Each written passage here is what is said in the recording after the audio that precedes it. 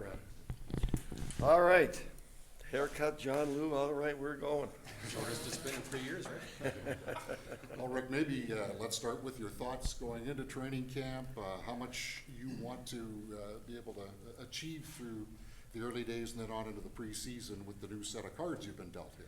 Well, it's, again, every time you get into training camp, it's a very exciting time. Even for an old guy like me, I still love coming to training camp, and I love the end of the summer so we can get back on the ice. I'm looking very forward to working with this group again and with the new pieces that we have. And we'll go through training camp. We don't know a lot about them. I've watched enough video from them from LA, but they play a different system than we play. I do know this, and this is the most important thing, is that they all want to be Winnipeg Jets. And I just love hearing that. And they're all good players, they're all good people, and they're very happy to be here in Winnipeg. They're very proud to be a Winnipeg Jet, and that's the most important thing. So we look very forward to working with them. From the coaching staff's perspective, if one was to suggest that how those pieces are assembled, it would be the focal point for you guys, would you be far off on that? No, we've got to figure out where they're going to fit best. We're going to start training camp with Gabe on right wing, with Mark and KC, and see how that works. We'll start Alex with Lau and Apple, and we'll see how that works. And and Rasmus will start in the center on that fourth line. But again, he may move up. We don't know a lot about him because he wasn't used a lot in LA. So we're going to give all those three a great opportunity to find the chemistry with the right guys. But we're certainly going to give Rasmus a lot more ice time so we can figure out exactly what we have to work with. Rick, sounds like Cole is going to get the first crack at that second line center spot. What was maybe the thought process behind that? Well, I do know when I came in last year, they told me we drafted Cole as a centerman. Now with Mark and Doobie and trying to get Cole the correct ice time with the right people, we had to put him on the wing. But now with Doobie gone, there's an opening there, and we drafted him as a centerman, and we're going to give him every opportunity to play center. Just wonder the approach this last year. You didn't know most of these players and new systems, all that. I imagine it was very heavy on kind of the teaching part of it. Does that change? Is this more about fine tuning and tweaking now because you're familiar with so many of these players? It certainly helps that, yeah, I've talked to the guys the last couple of days, like I know their tendencies now. And from an individual standpoint, I know what I'm looking for when I see their game start to slip a little bit. I'm far better tuned with that. In terms of the systems, yeah, it is tweaking. Listen, we're like 31 other teams. We didn't win the Stanley Cup, and that's the bottom line. So we have to tweak a little bit what we do. There's not going to be significant changes. We still want to be a pressure team. We still want to build on some of the really good things we did last year, and which we did. Listen, we went into the year out of the playoffs the year before. We made the playoffs. We had to change the culture last year. We changed the culture. Our penalty killing was a lot better. Our defensive play was a lot better. We wanted more offense from our defense. We got that. We wanted 40 goals. We got 46. So we did a lot of good things last year that we will build on. And again, that being said, you can't lose sight of the fact we didn't win the Stanley Cup. We're like 31 other teams. We've got to get better. We've got to demand more from ourselves. We've got to expect more from ourselves. And that's what we're going to be pushing here in training camp. The fact that through the first game and a half of your playoff series, you had what would turn out to be the Stanley Cup winners kind of on the ropes a bit. Does that change the way you reflect on last season in any way? No, not really. No, because I didn't like the fact that the first home game we're down 4-1. I didn't like the fact that game 4 we have to win this or we're going down 3-1. All of a sudden we're down 3-1 at home. So my job, listen, I didn't come in here to win a popularity contest. And I didn't come in here to worry about my next job. I'm not worried about my next job. My job is to keep pushing this group. And that's what we're going to do. You're taking the quality of chances down. Like you made Connor Hellebuyck's life a little bit easier last year than it was before. Yep. How do you keep that going while maybe adding to the quality of chances that you guys are creating? Well, we're going to keep focusing on the defense. We went from 29 2 years ago to giving up grade A's to 8th in the league. That's a significant improvement. We're in 8th. There's room for improvement, right? There's room for improvement in everything we're doing. We want a better power play. Our power play has to get better. We do want to score more goals. So it's always been team offense, some good team defense, and we'll continue to focus on that. But there's certain things we're gonna try to do more in the offensive zone to create more offense. Like, I think our metrics in the offensive zone were 12th in the league. Well, that's not terrible, right? It's not. It's 11th and 12th. So we're in a good spot. Can we get that into the top 10? That's the objective, and that's the tweaks and the improvements that we have to make get this team to the next level. You mentioned the power play, and with Blake and Carolyn gone, it seems like there's some job opportunities there. Yep, So does there that are. give Nick or Cole or Gabriel, who's in line for that? Well, certainly Nick's going to be out there. There's no question. We got to keep him healthy. We forget that he had some tough injuries last year. We forget about those things, which affected his ice time. But certainly Nick's going to be out there. Cole's going to be out there. Gabe's going to be out there. And those are things that, again, until we get out on the ice in training camp and see what the best fit and where the best chemistry is, those are things we'll be working on during training camp. Now, we're probably not going to do a lot of power play the first 5 days because we just got to get going. But after that, the power play is going to get a lot of attention for the rest of training camp. Rick, how do you report off January, February, March of last year? Like, how do you? That goes back to what I said. I know the players better. I know their tendencies, that when they're going good. I know their tendencies, okay, it's starting to slip a little bit. So it's up, and it starts with me. Listen, when the team slips, I'm the coach. It starts and ends with me. So those are the things that I'll be looking for. Okay, each individual player is starting to slip, then it's my job, and the coaching job is to stop it and correct it. So again, it goes back to knowing the players better, knowing their tendencies better, the good, the bad, and the things that we'll be looking for to stay on top of. How does the culture evolve with Adam taking over as captain and moving on from a guy who's a very prominent figure in the room and in the team's history? Well, we started that process last year. We did. We had to take the C away from Blake. So we achieved what we wanted to achieve with that move. As tough a call as that was, and that was a tough call, there's no question, but it was the right call. And it was the right call because moving forward, we opened up the locker room to more individuals speaking up. We knew at that point they're probably going into this year, hopefully we're going to be in a position to name a captain. We had some really great candidates. We went with Adam. But that's kind of the process started last year, and now the complexion of the room changed with the changes we've made.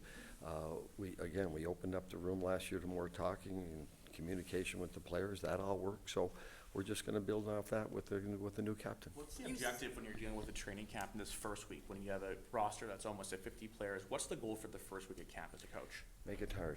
It's going to be a tough training camp. It's going to be a lot of skating. You can't.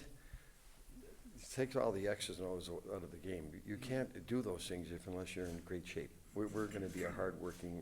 Our team's going to be in great shape, and the way we want to play with a pressure game, as much as we can, you need to be in great shape. So we're gonna have battles. We're gonna have skating. The players got an email the 1st of September to prepare for another tough training camp, and that's our goal going into it. And when you're dealing with that, like in terms of you're looking at a roster of that many people, many of which won't be on your team, what are you looking for from them aside from conditioning when they start getting in drills and stuff? Well, first of all, we know they're in pretty good shape, but there's summer conditioning and there's NHL game conditioning. So we've got to bump the bar up a little bit to get them in the NHL game condition. So you make the training camp as competitive and as difficult as you can with the drills. So no one's going to go half-assed through the drills. We're going 100%. We want to. Our practice habits last year were good. Because of the schedule last year and in my first year in Winnipeg, I don't think we practiced enough. So this year there's a lot more time to practice. So now we're going to go back to, okay, we got to create really good details to our game in practice. And so that's part of our goal going into training camp as well. You said that you aren't here for a popularity contest. I mean, how do you move forward from the exit meetings? That's done. That's 4.5 months ago, man. That's way behind us. We've already addressed all that. We've all moved on from that. That's 4.5 months ago, so that's not even an issue. But how did you handle it? Did you talk to players individually? Or Yeah, you know me. We talk, man. We get everything on the table and we move on. Did you learn anything that surprised you through that I learned a process? couple things a lot about our team at the end of the year. There was a couple things that jumped right out at me. And, but those aren't things we discuss with you guys. No. Internally, we'll discuss. There are certain things that, no, we don't. But two things, I learned an awful lot about our team at the end of the year. I really did, and which is a good thing, which is a positive. And so we'll work from that. Never mind us, but for fans who are wondering what it means and what it will mean going forward, can you shed any light on it? Well, yeah, hopefully that will explain itself with the way we play. Yeah. Right? Fair enough? Fair enough. Okay. We'll see. As long as you're fair enough, I'm good. Every team has players on expiring contracts, but it's not often when it's this top line center and a starting goalie. You have other guys that are important, top pairing defenseman, top six guy with Nino. How do you deal with that with the players, and is there anything required on that? Do you sit down with them individually, or how do you handle that part of it? But listen, they're pros. They're 30 years old. They're not kids. They understand the business side of this game. Don't forever take this business side out of this fantastic sport we play out of the equation. So, but they're pros, and they've been around, and they've seen other guys in these situations, and we're counting on them to handle it like a pro. They're Winnipeg Jets, and we're just going to leave it at that. Is there any ways that you share with them in terms of how you dealt with it with other star players who've gone through something Yeah, similar? we'll be talking to them. Yeah, but that's already been addressed, and yeah. Do you We're like good. that as a coach, thinking all these guys, they're all playing for their next contract, right? Maybe the spin-off actually benefits the Jets? There's certain things a coach can't control, and there's certain things that we can't. So we don't dwell on the things we can't control. They're Winnipeg Jets, and I know they're pros, and they're good people, and they're very important parts of our team, and I don't think any of that will change. What about the distraction that it creates, though, Rick? Like, I won't it's be a Canadian distraction. market. Yep, the distraction will come from me in here, not in the room. So listen, if you guys want to make it a distraction, there's nothing we can do. If you don't want to make it a distraction, we're really good with that too. Right, but it's always a distraction in Canadian It's a market, right? discussion, and again, you're counting them, and listen, I know them both very well now, they're both pros, and they're gonna handle it. You guys signed LB, Chevy used the word tandem about 3 or 4 times in our presser. Are we, I wanna say finally gonna see Hellebuyck starting to become a little bit down this year. That would be, yeah, how many? That will be determined as we get into the second half, but yes, that gives us the flexibility to cut down on some of his games. Rick, can But, tell if you know, it's he too wants far to play. ahead, But you got, I believe it's 9 defensemen now who are on one-ways and would require waivers and all that. I mean, are you losing any sleep, kind of trying to figure out what the blue line might look like after camp? No, it always goes back to the players will eventually cut themselves based on how they play. And that's what it's got. So we're going to give Philly, we're going to give Chiz, we're going to give those guys every opportunity to show what they can do. And then we'll have to make some, or if they play great like we're hoping they will, then we're going to have to make some tough decisions at the end of camp. But I'd rather have the tough decisions than, oh God, these guys are playing themselves right out of here. We want them. We weren't good enough last year. We didn't win the Stanley Cup. So we want anyone who can show that they're going to make us a better team. We want to see that in training camp. And if they can make us a better team and we feel really good about where they are, then that's where we're going to be. And then we'll deal with that problem at the time. And by extension, you've got a lot of forwards too, Yep. you know, more depth guys that Yep. might make the argument they deserve to be on the NHL, then Yep. some tough decisions are But gonna. we want them to make that argument. Yeah. We want them to show, I can help your team. I can make you get closer to get the Stanley Cup. And that's the whole objective here, is get the best team on the ice that we can that moves us closer to winning the Stanley Cup. Yeah, it was great we made the playoffs last year. It was. And we made a lot of improvements. But it still wasn't good enough. So we still have to keep getting better in everything that we're doing. Coaching starts with me. I've got to do a better job. The staff has to do a better job. The players have to do a better job. We have to expect more from ourselves, but it starts with me, and we're just going to keep pushing. Rick, when you talked about knowing the players better and understanding like when their slides started happening, have you gone and kind of summarized in your head why that slide happened, seemed to happen to so many people at the same time? Yes. Can you give us any kind of insight into No, how that listen, happened? I thought a lot about the players all summer. Like, one thing with this job, like, it's summer, but this stays with you 24 hours a day. You be on the golf course, and you're sitting on the tee, and you start thinking about something, right? Well, it's the nature of the job. So I took a lot of time this summer just to analyze every player. And, okay, this is when they're going good. This is the signs that, again, like I mentioned earlier, okay, they're starting to slip a little bit. We're gonna deal with it right away. And then the player has to buy into that change, notify it as well. So it always comes back to what is and what isn't acceptable. This is acceptable. This is what we need you to do. This is starting to slip a little bit. This isn't acceptable. So let's address this now and let's clean it up as quick as we can. Rick, in particular for the bubble guys, then, you know, you said, you know, Bubble, yeah. or the fellows that are battling, you know, at the bottom end of the depth chart. You know, how much of a balancing act is there for you as a coach? You know what you know about them, but also to not let that influence what happens going forward in this camp. No, listen, again, we know the players' strengths. We know, we want players who maybe we weren't counting on being here. We hope some of those guys play their way onto the team, because that'll make us a better team. So, again, the players will dictate that. We know their strengths, and we're hoping we see a lot of great things in this training camp. And we're only playing 6 exhibition games, so some of these guys aren't gonna get the games that maybe they should, but it's gonna be important for them to show up every day and show us what they can do and go back to the practices and training camp and every drill that we're doing. Do you have intro meetings for training camp? I know you had exit meetings that ended up last season, but. That's starting all, camp, do you that's have- during the summer. You talk to during the summer, you'll players talk to during the players summer. Oh, yeah. individually? Yep. On the phone or just? Yeah, on the phone.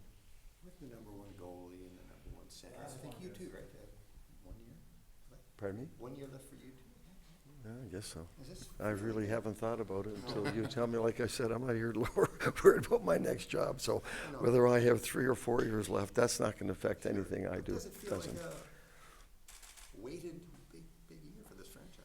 Yeah, no, listen, I went to Dallas, and I was offered 3-year contracts by 3 other teams. I took a 1-year going into Dallas. That was what I wanted to do, so that stuff doesn't bother me at all, and not at my age. The players, again, they understand this is a business, and you expect them to handle that. But if there are kids and they're nervous going through it, yeah, that's one thing, but you're talking about a couple of guys that are really good pros and are really good players and are very important pieces of our team, and that's how they're gonna be handled, and that's what we expect from I them. guess what I meant was the results will maybe dictate a lot of what this team looks like going forward. Yep, More than normal. probably right on. You're way ahead of me, man. I'm worried about tomorrow. Let's get through tomorrow, and then we'll worry about Friday. How's that? Okay. Housekeeping one, Rick. Any injury, anyone coming in injured, do you anticipate it's gonna prevent them from Bon starting camp? Giovanni is gonna miss the first couple of days. I think he pulled a groin, but at this point, as we speak now, we expect everyone on the ice tomorrow. Who's that? Bon Giovanni, Bon Giovanni, okay. yeah, I'm sorry, he pulled a